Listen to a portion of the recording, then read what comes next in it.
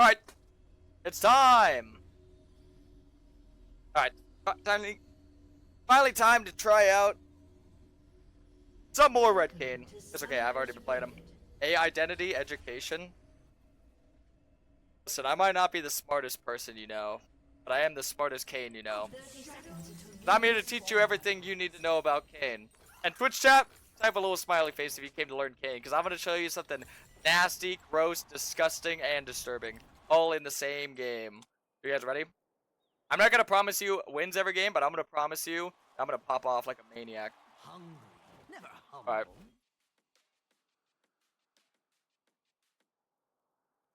Well, first things first, when you're playing Red Kane, I want you guys always start Raptors. Always. You're either going to do Raptors invade or you're going to do Raptors up and look for an early gank. You're always going to play aggressive. Remember what I showed you on Vi that last game where I'm playing aggressive? You're looking to... Hello, Taichi. How is he doing here? So I'm the best. What the hell? I think they got a ward on me. Okay, so if they got a ward on me, then I'm just going to go do my top side camps up. I don't want Lee Sin to force the vertical and bot. So I'm going to be starting here. Lee Sin starting down here.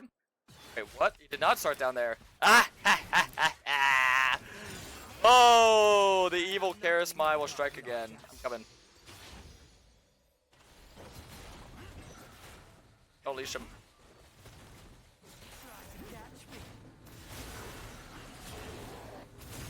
Ooh!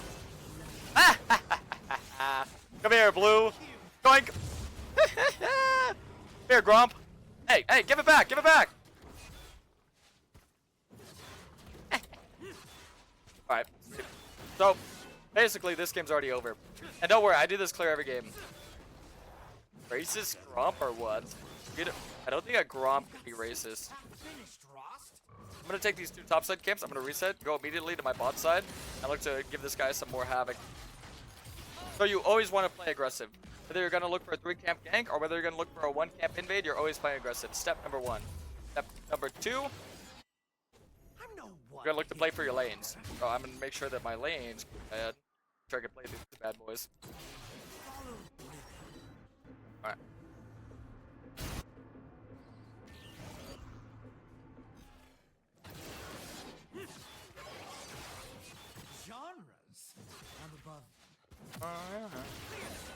I'm just gonna farm my own camps right now because honestly, I am a little bit worried that Silas can move on me. As long as I'm controlling the scuttles and I get the grubs, it's fine.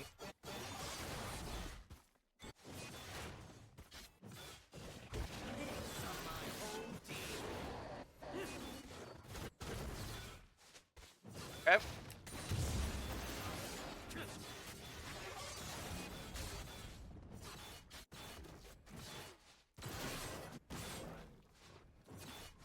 Look for that scuttle. I might be a little greedy to look for double scuttle. He might already be up there, but I do want to look for gank right now. Nothing for. Taking out this area just in case he's there. So there's two places he could be, either bot or there he is. Top. And I'm gonna look for the counterplay on this. So hopefully, look to survive. Gonna look to Q on his axe, right in front of Senna. So I'm just gonna auto who she's autoing, and we're gonna get a kill on the Blitzcrank here, which is good. Sometimes you don't need to go for too much, as long as you're getting what you need and getting the sums. When you go for too much, that's when bad things happen. That's when horrible things happen. Always make sure you're not going for too much. That is one of the worst things you can do. So we're going to get forward on the dragon, and then we're going to play for the grubs, because grubs is the first objective we're going to look for. Like, take this scuttle. I'm going to hold on to my smite, because this is free. I'm going to use my smite for the next scuttle. Oh, unless he's here, then I could use it like that. See, that's why you hold on to your scuttles, just in case. Or smite. We're going to look for the top scuttle here. Get some vision down. Gallo's missing. They could be rotating. Gallo's just kind of pathing to move. Very dangerous. Get a ward there.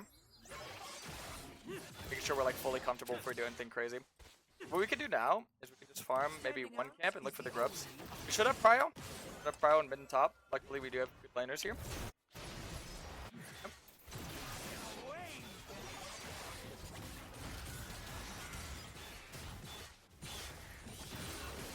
Alright. See Lee Sin. He's very behind CS. So this is a good time for me to just start the grubs. Yeah, when you overcommit, that's yeah, exactly the Uno reverse card. So that's why like understanding your limitations and playing very controlled. I think playing very controlled is a very great thing. But see, that's the fun, man. Listen, Twitch chat, I really don't want like, a lot of players are so hard on themselves, man. If you overextend, if you get a little greedy and you die, don't try and, like, don't tilt from it. Make mistakes, man. That's what I'm trying to tell you guys. Make mistakes. Do stupid shit, you know? Do stupid things, make mistakes, because that's how you learn, man. Listen, sometimes you gotta be stupid to learn something smart, you know? I do stupid stuff all the time, man. For those of you that don't watch my streams often, trust me, my viewers will tell you, man, I play so stupid a lot of the time.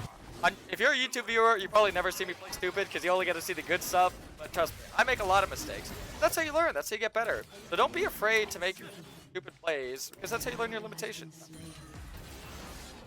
But, you know, the more you play, the more you're gonna be able to actually, like, pick up on these things and be like, okay, this is enough. This is too much, you know?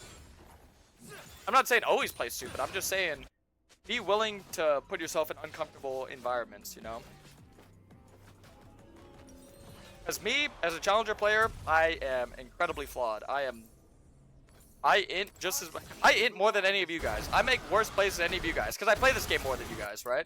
So, unironically, even though I make better plays than all of you, even though I have more good plays than bad plays, I still make more bad plays than all of you because I play more, right?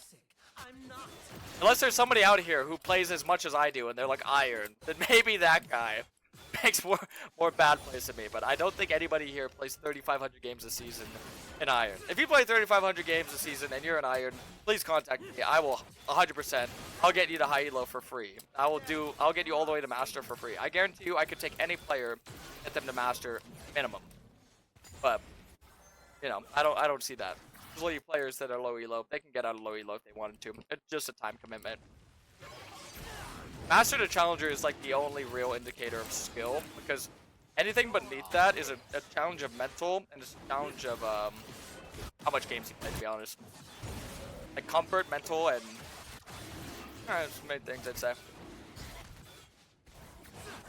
I'm not saying like if you're diamond, you're the same skill level as an iron, but I'm saying that you probably played a lot more and you probably just understand a lot more from your playing. You know what I mean? Not to like flame or try and diminish anybody's accomplishments. Just stating like that's how a lot of challenger players see the game. That's how I see the game. Because when you're in Masters to Challenger, that's when you're fully tested, you know? Okay, I don't want to play this too aggro, but I do have ulti advantage. Yeah, see, Lee Sin respects it because look at this. I have an item advantage and I have an ulti advantage. So he's smart enough to understand that he can't win that fight. I'm smart enough to know that I can win that fight, but I have to make sure I don't do it too crazy. So this is what I'm talking about, where you learn your limitations. They could win that fight, but we have the higher odds of winning that fight. But if I charge in like an idiot, then they're going to win the fight. So even though we can win the fight, it's still not, you know, efficient to do that.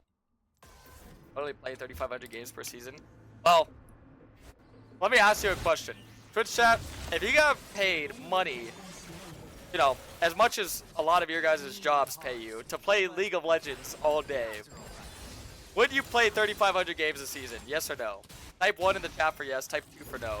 I think anybody here would. I'm fortunate enough that I was able to do that. When I was a kid, I mean, I still love the game. I'm still very passionate about it. I've been playing this game since I was 15. I'm 26.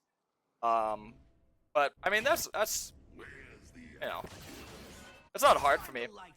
I love the game. I would do it regardless, but I'm able to do it because of your guys' support and your follows and your subs. Otherwise, obviously, someone my age would need a job. I need to go to school. I need to do something productive. But fortunately, I have the time to do it. That's what I'm trying to say. I'm not saying, like, I lack the motivation. Dude, trust me. If there's one thing you're going to learn from watching me, I got the motivation, baby. Oh, yeah. This game is so fun, dude. I don't know. I think when you fully get comfortable and you fully find like the right playstyle for you, that's why I feel bad for a lot of people, man. They hate the game and they're miserable playing it because honestly, I've been there before, man. Like I'm not different. I've been there before. And you know what saved me was Kane. You just got to find what's good for you. What makes you happy. Sorry, I'm getting a little yappity. Let me get back to informative. So, 3Q, max W. For those of you that are probably newer here, don't know why. Let me get this grub. Gotta dodge that. Use my ulti. Oh, I couldn't get the precast. Still gonna flash in for the orbs and maybe a kill. Kill, nice. So I got the grub and we got a lot of orbs. Probably a form. Oh my, come on! Sorry, language. I mean, volume. We don't have to fight it. Honestly, it's not worth. It's not worth. It's not worth. I'll give it. I got 4. I got a lot of orbs. They pick and choose your battles wisely. But what was I gonna say? Yeah, for those of you that are newer here, or you're just coming in, Red Kane, you actually do not max your Q all the way, and if some of my older viewers want to explain, feel free to, but I love explaining it too, so I'll explain to you. Your Q, when you're Red Kane, doesn't give you any bonus damage because it's based off percent HP of the enemies. So, with that being said, your W actually does give you more damage. And it gives you CC. So, it's a lot higher value, but for your early, see how I'm still no form? For your early game, having 3 and Q helps you clear a lot faster. It gives you a healthier, happier early game experience. Kane killed his brother in the biblical times? Yes. Did he get killed? No, it was Kane that killed Abel. Correct. Because he was very envious. Because he, it was a sacrificial thing. Abel sacrificed something that was very near and dear to him, and Abel sacrificed something that wasn't.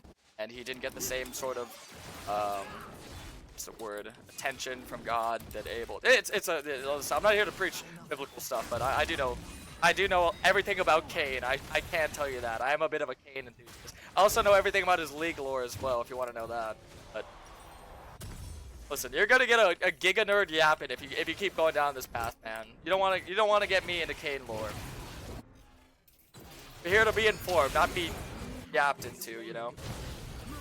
So good advantage my bot lane's able to take because look, she's at a full item and Lee Sin wasn't at an item, so trying to force a gank in a 2v2 with no Draven there is actually a really bad idea because they just don't have the damage. You just don't have the stats. Down a level on the enemy bot lane, it's near impossible to get a gank off. And I could maybe look for a gank. I'm just going to do this to close the gap and maybe look for a dive here. We can go for the rank. A kill's a kill, whether it's on an ADC or whether it's on support. We hear about the skins lore. Honestly, it's probably the coolest skin lore. It's basically the big baddie with all the other Odyssey characters. Who is it? You have Malphite, Jinx, Yasuo, and I think there's one more. I forget who it is. But Kane's pretty much like this cool bounty hunter assassin that chases. Dude, I love the Odyssey fucking lore. It's badass. Oh, dude, I love the Odyssey lore. Believe. That's why I think Odyssey always has like the most special place in my heart. 1144 days without a second skin, or without a third skin. Sorry, I don't count Solitaire as a skin, so sometimes I say second skin for Odyssey as Nightbringer. Nightbringer was great. I felt like Nightbringer definitely lived up to the expectations and hype. Was overshadowed by Snow Moon, which, you know, I'm gonna say it. Snow Moon is just better than Nightbringer. It's just like, you know, it's samurai themed. It's really cool. I mean, I love Nightbringer. It really captures that devilish, evil. I really love what they do with Blue Kane. They make Blue Kane kind of look like Ross when you upgrade your form. Oh, dude, it's... Sorry, once again, I'm yapping. Sorry, informative gameplay. Yeah, but dude, the people that designed Kane and all of his skins, I would love to shake every single one of their hands. I've never been to Riot HQ. I would love to go one day and just go to every single person that worked on Kane and shake every single one of their hands, bro. Hey, they made me the happiest person on planet Earth. You know this? Alright, let me look for this play here. At ulti slow is so impressive. Nice, he gets the kill. I'm just there as a bit of a safety net. Make sure we get the wave shove in. Go for the rift. I'm going to be a little bit careful. We got the invade. I'm going to get Colonel Crisp. I might go for one more kill. I do have my ulti, so we can look a little bit immediately. No, we don't have the distance. Oh, why? I got his flash. Sim kind of trolled that. We had no way to actually stay on top of that. Get him.